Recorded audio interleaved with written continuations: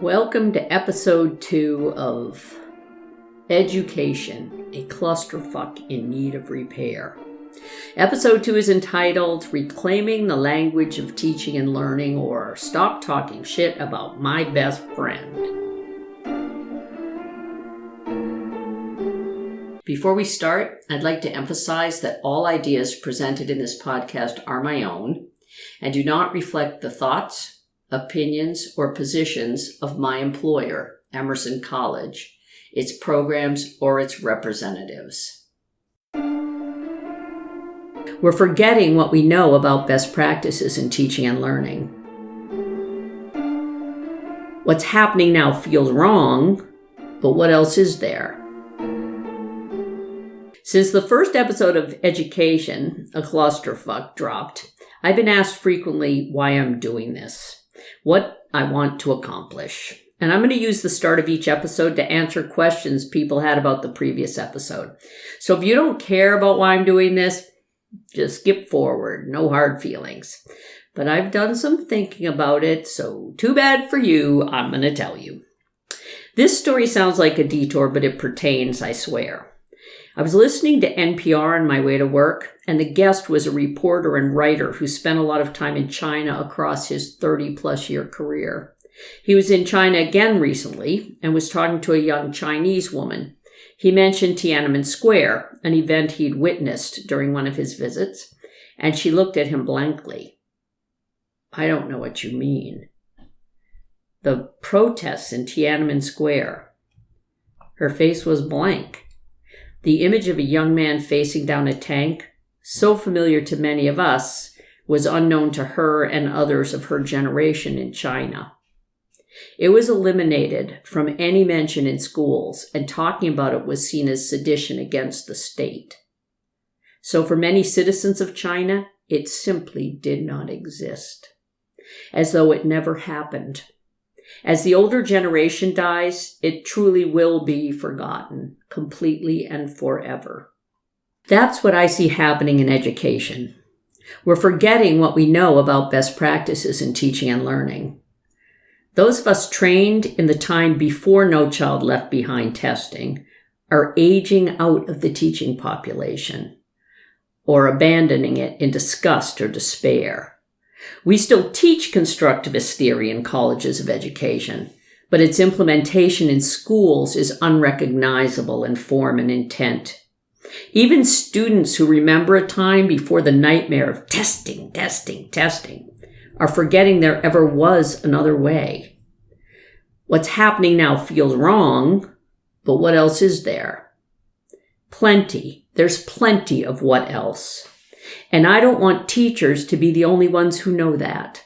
We need everyone to know that if we're going to return learning to its rightful, elevated place in human experience. Language shapes thought. Think about that. Language shapes thought. That's a theory in linguistics. At its most basic, it means that we can't think about something we don't have words for. But in a broader way, the words we use and the way we use them impacts how we understand the world. And in education, over the past 25 years, how we talk about what's going on has in part created the reality of what's happened by eliminating many of the process words of learning. Words like making meaning, developing, generating, belonging. Constructivist tenets that describe what we still understand to be best practice. These process words are being replaced by endpoint words, what are called observable terminal behaviors. Ironic. Something you can see happen, like correctly completing an equation, reading a passage and answering questions correctly, doing an experiment in science without blowing up the classroom.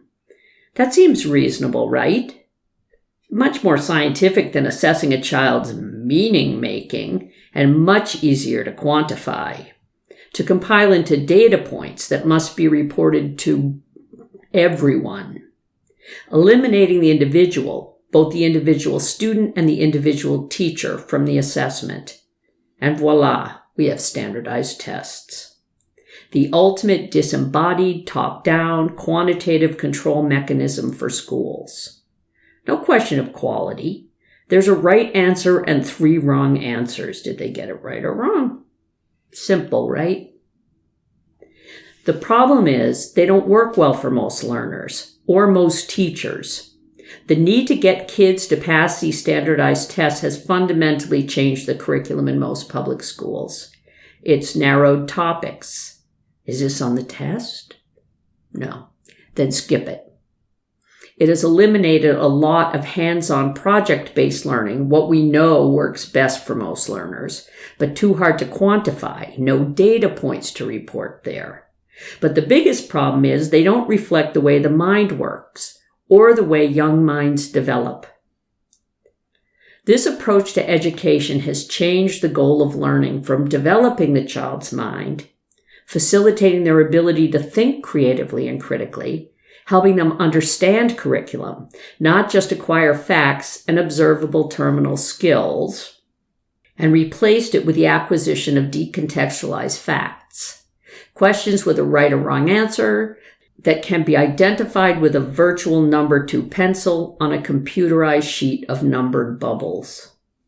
And one of the ways this was accomplished was through the careful shifting of the conversation about education, by changing the language we use to discuss what's happening, why it's happening, and especially who's to blame for what's happening. A slight detour. I used to have a pin that said, I didn't say it was your fault. I said I was going to blame you. I know, too good. And a guiding principle in schools right now, especially from the media. If COVID has impacted learning in all kids, delaying learning for at least an 18-month period, how is it now the fault of teachers that this delay isn't instantly remediated? Ask the media that reports on it. In this episode of Education, a Clusterfuck in Need of Repair, I'm going to talk about the use and control of words and how we ended up at this point. But more importantly, what we can do about it. Oh, another slight detour and a trigger warning. I have a pin that says, speak the truth even if your voice shakes, because that's part of the solution in my mind. I also have a magnet on my fridge that says everything's funnier with the word fuck in it. That has nothing to do with this podcast, really. I just love that magnet. Now, you're probably imagining my house covered with metal circles with pithy, irreverent sayings. While not completely inaccurate, it's an exaggeration. A lot of them are rectangles. There's unlikely to be a national shift back to effective teaching and learning until we introduce a way of talking about it that's more grounded in education and influenced by education knowledgeable people, and less by people with other motives. There are 4 ways to consider the why of the narrative around education. Possibility number 1. It's written about by people who don't know anything. Now, I don't actually think that's the problem. Consider the story from about a year ago about a man diving for lobster off Gloucester, Massachusetts, who was swallowed by a humpback whale. Not really swallowed, because humpback whales are designed to eat things that are much smaller than a full-grown man, but the whale closed his mouth around the guy, realized it wasn't a huge krill in there, and spit him out. The reporter who wrote about this was a stringer for a relatively small local paper. Probably not a marine biologist specializing in the anatomy and behavior of humpback whales. So how did the reporter find out these facts about whale behavior? Oh, wait, they asked someone. They talked to a marine biologist who was an expert in whale physiology and behavior. Yay, yay! Especially in this era of the magic box, my none too affectionate nickname for my phone, you can find out a lot very quickly. So I don't think it's ignorance, because language shapes thought. Those who report on education, the mammoth humpback of all time, the Moby Dick of research topics, can access too much information, but only what's accessible. And a lot of what's easily found and quickly digestible is generated by mainstream media in the language of data points and standardized testing. So I think it's much more intentional and really motivated. For example, possibility number 2. I think it's about money. The cash money that funds education. Federal funds, state funds, and local funds. Federal discretionary funding alone for 2023 was over $79 billion. In Massachusetts, add another $6.6 billion in state funds, and then the local monies from towns and cities. That's a lot of dough. And because the U.S. guarantees the right to a free public education to every child, that's a stable source of income too. It will be available every year, regular as clockwork. Oh, mama. A brief detour. You know the Looney Tunes cartoon with the hungry wolf looking at Porky Pig and seeing him as a delicious ham surrounded by all the fixins? Yeah, that. In the 90s, corporations experimented with taking over challenged public schools in Boston, Massachusetts, and Philadelphia, Pennsylvania, etc. Their premise was that running the schools more like a business would eliminate costly waste reflected in urban settings where teachers were struggling to educate children who were experiencing a wide range of societal challenges. Poverty, homelessness, involvement with what is now called Child Protective Services, the Department of Youth Services, or a bunch of other names. Involvement with the criminal justice system, and on and on. It didn't go well. The testing outcomes for these corporate trials were lower than the scores in the publicly run schools in the district. Part of the issue, of course, is the whole living kids thing. In layman's terms, if you're growing bushes in a landscaping business and one of them develops aphids, you just pull it out by the roots and dispose of it. But you can't do that with kids. Theoretically, at least. I'll be talking about charter schools in a future episode.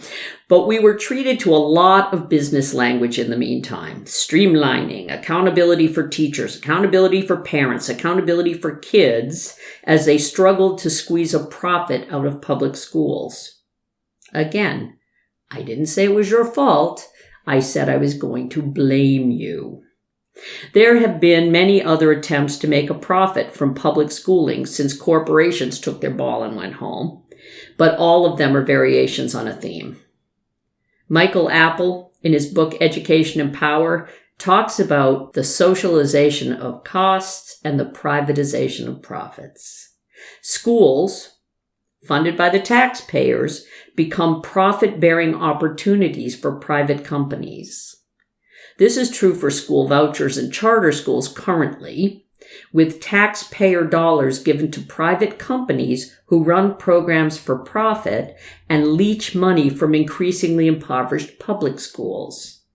Yet in the news, in spite of often epic financial malfeasance and low test scores in charter schools, the narrative is not about whether charter schools are a good idea, but about how many more of them we should have. Language shapes thought. Oh, a small detour.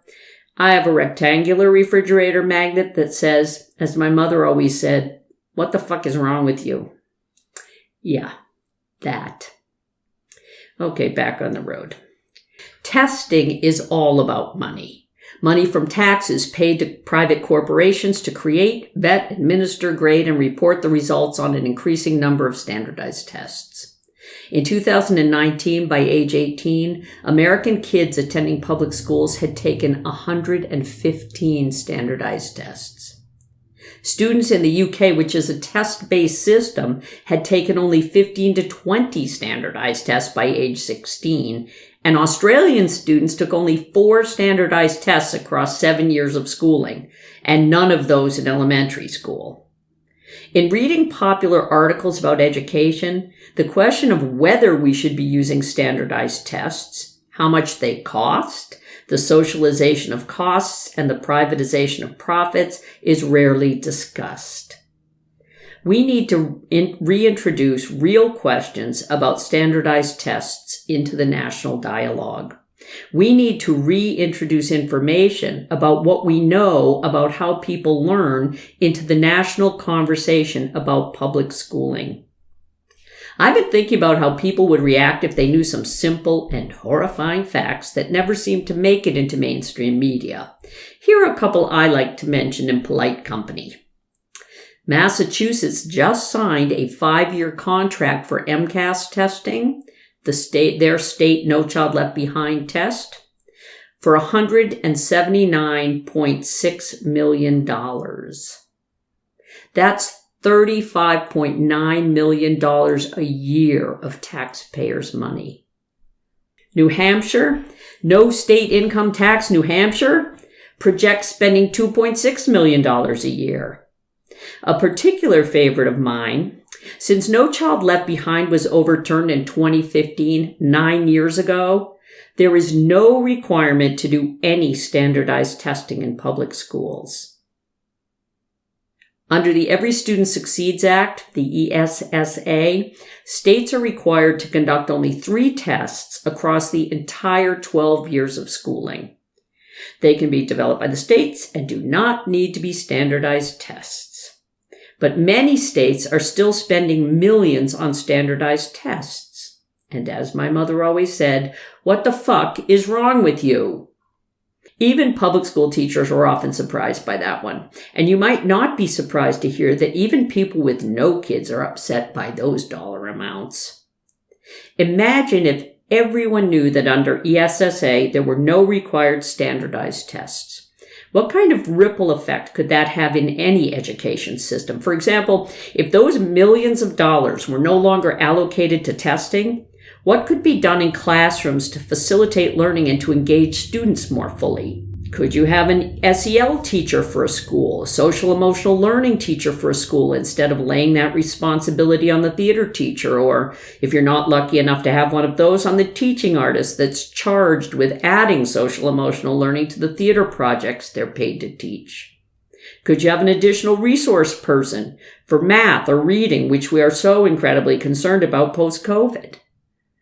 If you're from Massachusetts and can think of something that your school needs that would cost about $100,000 a year, send it to me at educationclusterfuck@gmail.com. Clusterfuck in this case is spelled CLUSTERFCK for purposes of decency. And I'll share some of those next time. If you're from New Hampshire, think of something that your school needs that would cost about $30,000 a year. If you're not from Massachusetts or New Hampshire, look up what your state has allocated.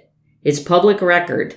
Divide it by the number of school systems in the state and send your ideas to me at educationclusterfuck@gmail.com, and I'll share some of them next time.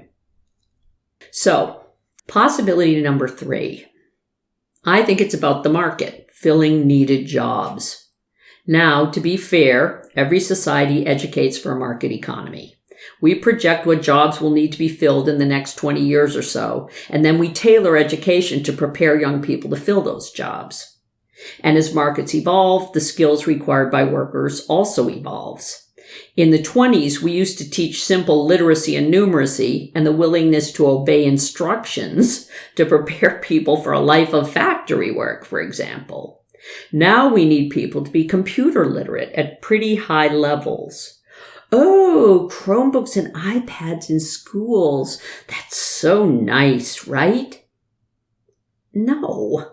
It's about the market and what we need kids to be able to do after graduation. One of the repeating messages on education in the press is about the effect of social isolation during COVID on kids' school performance now. In my more bitter moment, well, let's face it, are there any others? Really? Okay, occasionally. I think we wouldn't be addressing the need for SEL in schools, except that kids will one day need to be adults who need to be able to work with other adults. At the political level, schools are driven by a concern for capitalist markets, not by concern for kids themselves. The problem is teachers are concerned for kids and how to teach them effectively. So they're in a classic middle management squeeze play.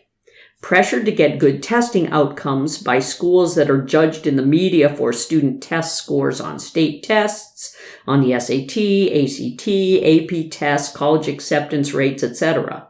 and on the other side to meet the needs of young people they see 5 days a week and feel responsible for.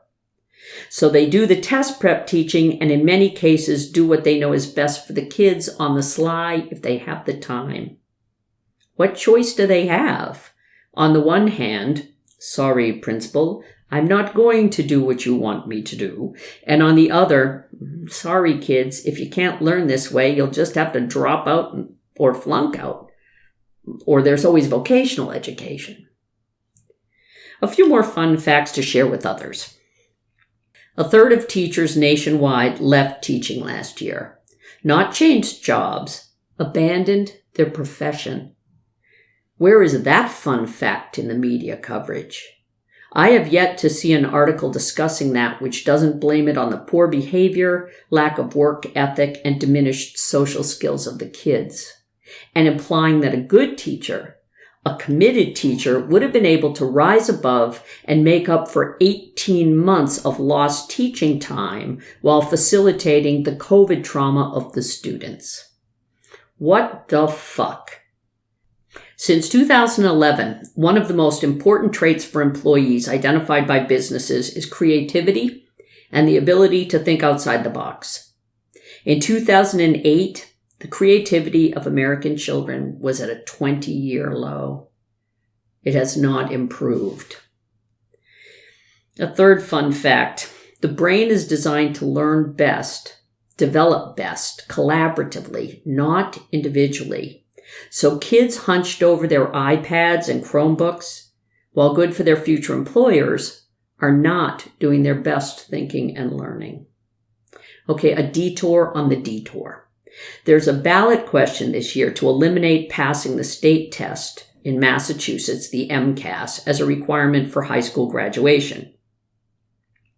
I heard the argument recently that Massachusetts is number one in education. Why risk changing anything?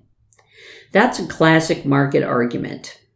Our status impacts how kids' college applications are viewed by Ivy League schools. Who would fuck with that?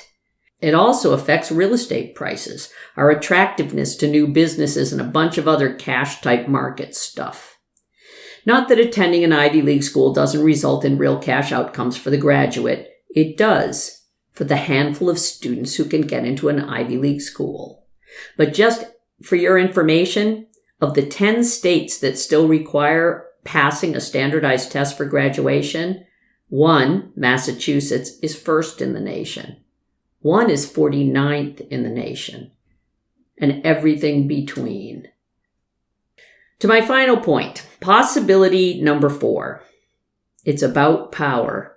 The power to control how people think about the world in order to maintain the status quo. I've said it before, 2 weeks ago to be precise, that as teachers, we have tremendous power to shape the thinking lives of our students. We see them for 5 days a week, 7 hours a day, for 180 days a year, for 12 to 14 years, depending on your system. Oh, and for those who fear a cult-like teacher leading kids off a cliff, try to remember that there are many, many teachers seen in that time. Teachers who are people with different perspectives, strengths, and weaknesses, but all with a similar goal: to teach kids. And constructivism, based in 20 years of education research, with its emphasis on learning styles and the meanings made by the students, is still what we understand as the gold standard in how to do that. Constructivism offers some basic tenets that hugely impact teaching and learning. The importance of teaching ideas in real-world contexts, so kids know how those ideas are connected to their lives and to other areas of thought, so they can build new ideas on their held understandings. That's called scaffolding in constructivist terms. The importance of hands-on tasks that engage many different types of learners. Typing on a Chromebook doesn't count, nor does drawing on an iPad. The importance of belonging in the classroom and the teacher serving as a coach or facilitator for learning. Detour to a little-known fact. When teachers create a sense of community in their classes, when students feeling that community, experience a sense of belonging there, it isn't just nice. I mean, it is nice, but that's not why it's important to do it. A sense of belonging is a necessary but not sufficient condition for learning because it quiets the amygdala, the part of your brain that's triggered by a perceived threat. That threat can be physical, that kid's going to hit me. Emotional, I'm going to be wrong and everyone will laugh. Or intellectual, I'm not sure of this answer. I'm not raising my hand. In reaction to that threat, your amygdala suggests 3 possible courses of action: fight, flight, or freeze. Like the way an animal freezes instead of getting out of the way when you drive up in your car, leaving you with occasional flashbacks and lifelong guilt. Oh, that raccoon. I swear I think about it every time I drive on that stretch of road. The larger problem in humans is that if that perceived threat is big enough, your brain can experience what's called an amygdala hijack, in which almost all of your higher brain functions are linked to that amygdala response. On a PET scan, your whole brain lights up. It's beautiful in a way, but it robs you of the ability to access higher order thinking, sometimes any thinking if the risk is bad enough, for 15 to 20 minutes. 15 to 20 minutes.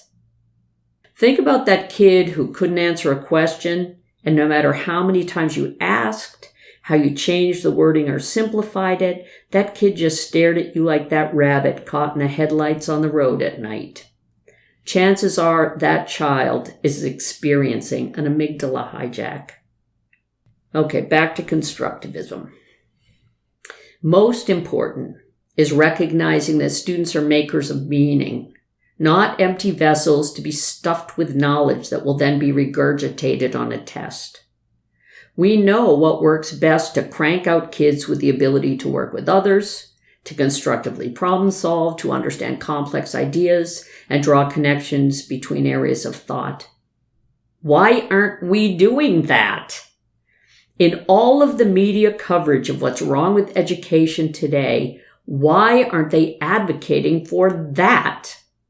They could find that in a few minutes of magic box searching. But mainstream media is part of the capitalist system that runs things. Most media outlets, and that includes text, radio, and television in all its streaming glory, are owned by wealthy individuals or corporations or monopolies, and the message is sadly consistent. Schools are failing, teachers are failing, kids are failing, and it's clear where the blame should be placed. We didn't say it was your fault. We said we were going to blame you. And no search for solutions, just more of the same. Push teachers harder, push kids harder, and ignore the obvious negative outcomes of doing that. It will work eventually, right? Right? The definition of insanity is doing the same thing again and again and expecting a different outcome. Now, I'm not the only person who knows this stuff. So why isn't it changing? Because controlling the way people think, by controlling their understanding of the world, by restricting their life options, virtually guarantees that the status quo will remain the status quo. The poor will stay poor, the rich will get richer, and nothing will change. So we, teachers, students, parents, humans, need to talk about it. A lot. A few fun facts to shock and outrage your friends. 1. People who can afford to send their kids to private schools prepare them to fill jobs in the socially and economically upper echelons of our markets. And students who attend private schools and religious schools don't need to take and pass state tests, even in states in which a standardized instrument is a requirement for high school graduation.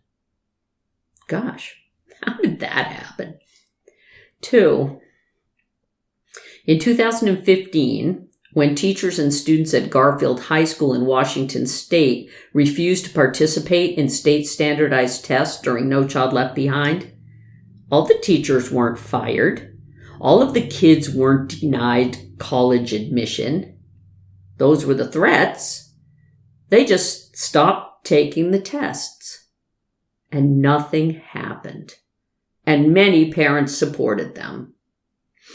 3. In 1968, when students in East LA trampled a chain link fence and left school, demanding the schools they deserved before they'd return, the Los Angeles School Committee made the changes they'd previously refused to make. We have a huge history of effective collective action in this country. Through collective action, we've given ourselves the weekend. We forced safer working conditions and a living wage in a lot of different industries and created one of the most powerful unions in this country, the teachers' union. And the fear and hatred of that union is part of the effort to disempower us by standardizing instruction, by identifying us as the problem in the press, by demeaning our profession, those who can do, those who can't teach. Fuck you. And demanding that we fix the mess that is education right now. A clusterfuck, if you will, without additional resources, support, or increased salaries. There are millions of teachers, students, parents, and just interested parties in America. If we talk about this, it's the beginning of change. As my refrigerator magnet says, fall down 7 times, stand up 8. That's a Japanese proverb. Okay. I have a friend, a woman who used to be a teacher and now works in HR in a mid-sized company. She has 2 little kids, a 3-year-old and a newborn, and she and her husband are already struggling to figure out what to do about their education. Now, as a licensed teacher, she knows what education is now and what it's supposed to be. She told me in a defeated voice that she didn't believe things could ever be different. Well, I believe they can be different. We've changed the face of education many times across 400 years. For God's sake, in colonial times, we taught boys, who could afford to pay for school, basic literacy and numeracy almost exclusively through the study of the Bible. Today, we teach millions of children for free in schools that cover a wealth of subject areas. We were able to move away from God as the central guiding idea behind how to teach. What could we do now that would be more controversial than that? We evolved past pushing kids out of school and into factory work in 8th grade as not cut out for book learning.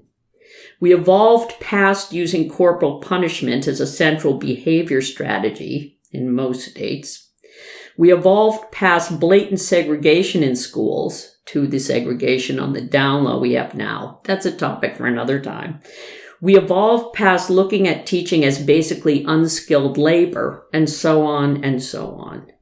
If we could move from one-room schoolhouses to huge systems of education, from basic literacy and numeracy to the extensive curricula we teach now, we can change again.